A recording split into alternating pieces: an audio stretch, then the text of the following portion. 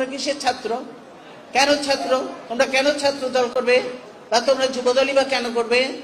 যারা এই বস্তি থেকে দিয়ে বস্তির ছেলে পেলে এনে দল করতে যাবে না।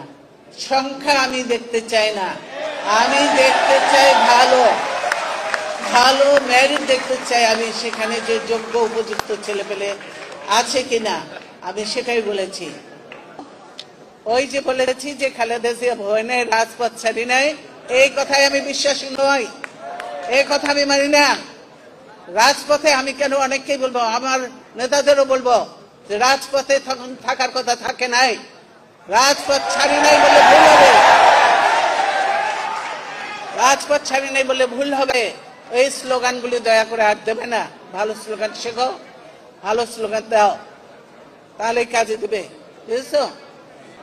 ইলেকশন কমিশনের প্রস্তাবটা এটা কি তোমরা পড়েছো? সবাই সবাই পড়ো নাই।